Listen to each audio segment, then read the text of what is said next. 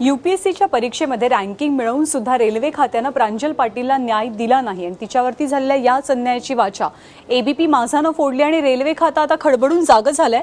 इतकंच नाही तर अंध प्रांजल पाटील ज्या पदासाठी पात्र झाली होती त्यास इंडियन रेल्वे अकाउंट सर्व्हिसमध्ये तिला रुजू करून घेतलं जाईल। रेल्वे मंत्री सुरेश प्रभू यांनी या संदर्भातले आदेश दिलेत। यापूर्वी यूपीएससीत घवघवीत यश मिळूनही केवळ अंध असल्यामुळे प्रांजलला नोकरी नाकारण्यात आली होती।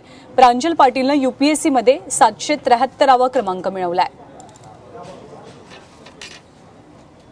प्रांजल, काय ही नेमकी तुझी भावना आहे? आता हा निर्णय झालेला आहे, अर्थात ट्विट केलेला आहे आता।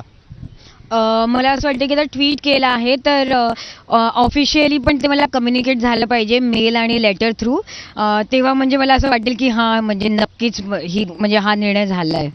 याच्या आधी एक निर्णय असा झाला होता की म्हणजे डीओपीटीचा मेल जो आहे तुला काल आलेला, तर त्याच्यामध्ये वेगळी पोस्ट तुला ऑफर केलेली गेलेली आहे, त्याच्याबद्दल तुझी भूमिका काय? त्याच्यात मला पोस्टल अँड टेलिकम्युनिकेशन सर्व्हिस ॲलोकेट केलेली आणि जेव्हा रेल्वेचा कॅन्सल झाला त्याचा मला मेल नव्हता आला, पण हे रिॲलोकेशनचा मेल काल आला। तर ती माझी 13वा प्रेफरन्स होता माझ्या फॉर्ममध्ये। तर मग मला असं वाटत होतं की जर आम्हाला प्रेफरन्स मागितले जातात सर्वांना एक्झामच्या आधी तर मग त्याचा काहीतरी अर्थ आहे आणि तर मग मला माझा 13वा प्रेफरन्स कसा काय दिला जातोय आणि तो जो माझा 7वा प्रेफरन्स होता रेल्वे अकाउंट सर्व्हिस तो सोडून मग 13वा दिला जातोय। तर मग हे जे रँक असतो, जी आपण परीक्षा लिहितो त्याच्यात एवढे पर्टिक्युलर मार्क्स घेऊन येतो, मग त्याचा काहीच अर्थ नाही उरत।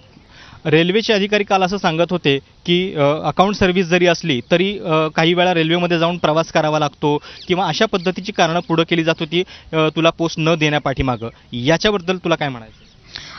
मला असं वाटतं की जर मी आता ॲज अ स्टुडंट एवढं सगळं करू शकते आणि जेव्हा मला एखादी पोझिशन मिळेल तेव्हा मला म्हणजे तेव्हा तर भरपूर काही एम्पॉवरमेंट झालेली असेल, तर मग आता जर मी मुंबई ते दिल्ली एकटी जाऊ शकते किंवा दुसरी ठिकाणी तर तेव्हा तर माझ्या ऑफिशियल कामासाठी मी नक्कीच जाऊ शकेन।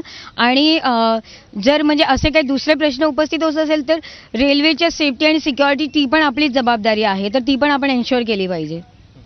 काल खरं तर तू मुलाखतीमध्ये सगळ्या प्रशासकीय व्यवस्थेबद्दलचा तरागा जो आहे तो व्यक्त केला होता, मात्र आज सुरेश प्रभूंनी रेल्वे मंत्र्यांनी याची तातडीने दखल घेतलेली आहे, त्यांच्याबद्दल काही बोलायचं आहे तुला? म्हणजे मला त्यांना थँक्यू म्हणायचं आहे आणि मला म्हणजे मला असं वाटतं की हा निर्णय तर म्हणजे पहिल्या दिवशीच होऊ शकला असता जेव्हा हे सगळं झालं, आणि खरं तर हे सगळं नसतंच झालं, तर अशी पुन्हा सिच्युएशन भविष्यात येऊ नये आणि मला पटकन म्हणजे एक मेल आणि एक लेटरची अपेक्षा आहे, कारण की मला ऑफिशियली मग कळेल की नक्की हे झालेलं आहे काम।